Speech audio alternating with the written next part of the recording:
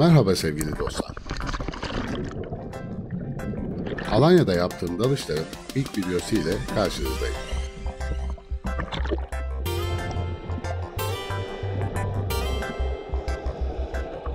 İlk dalış noktamızın adı Bilvarotu.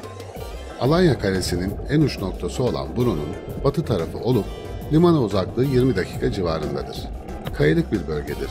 Derinlik 5 ile 40 metre arasında değişmektedir. Akıntı ve derin su dalışları için ideal bir yerdir. Özellikle eğitim amaçlı dalışlar için de çok uygundur. Sualtı canlıları açısından zengin bir bölgedir. Sürüler halinde balıklar görülebilir.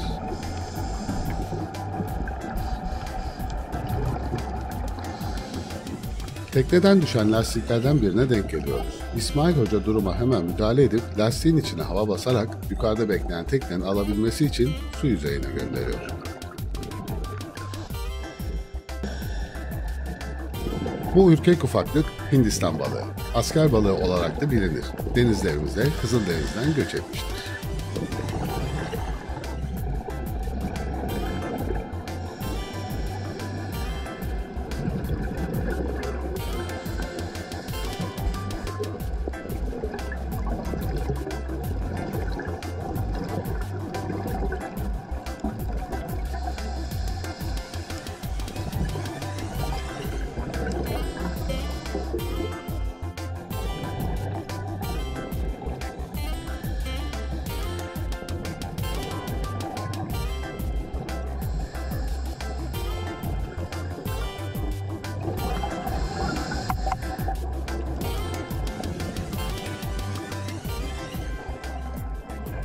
Bu gördüğünüz de oldukça büyük boy bir gemi çapası.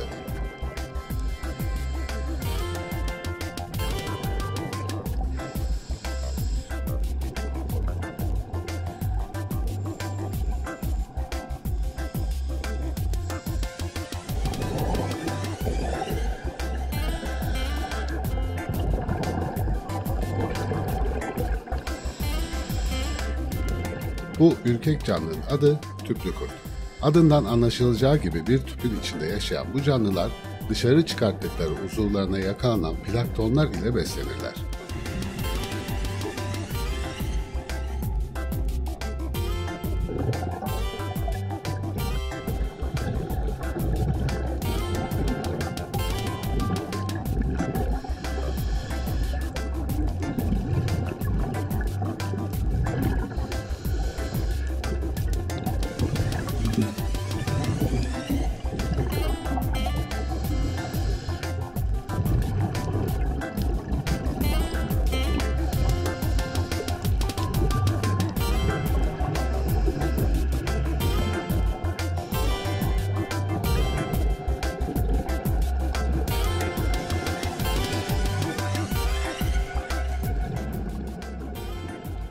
Kayaların arasında kendilerine rahat saklanma yeri bulabilen küçük balıklar bu bölgede oldukça fazlalar. Papaz ve tekir balıklarının gösterisiyle sizi biraz baş başa bırakıyorum.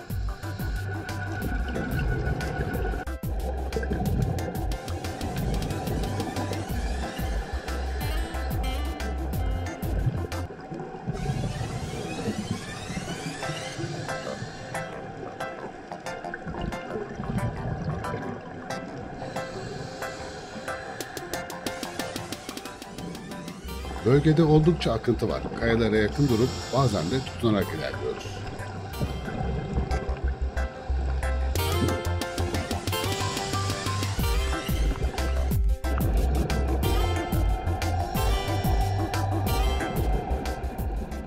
Zehirli olan aslan balığı akıntının şiddetiyle sallanıyor.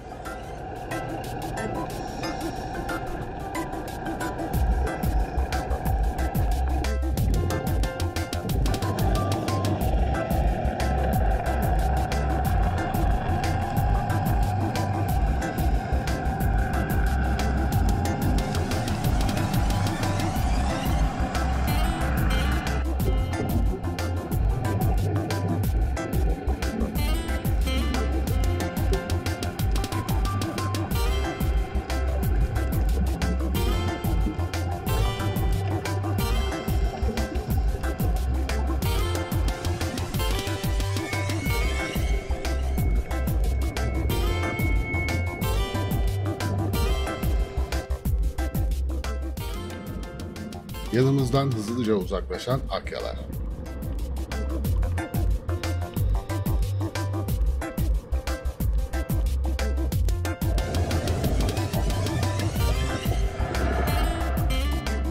Su altı sürprizlerle dolu. İsmail Hoca bulduğu drone'u bize gösteriyor.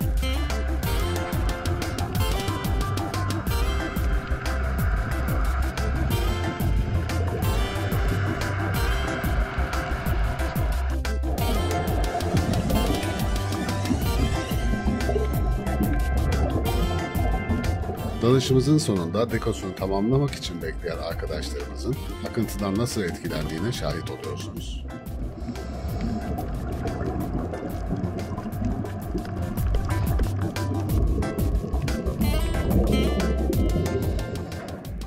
Eğlenceli ama bir o kadar da yorucu dalışımızın sonunda yüzeyde bizi bekleyen teknemiz ve Alanya koylarının manzarası ile sizlere veda ediyorum. Umarım beğenerek izlemişsinizdir. Sevgiyle kalın.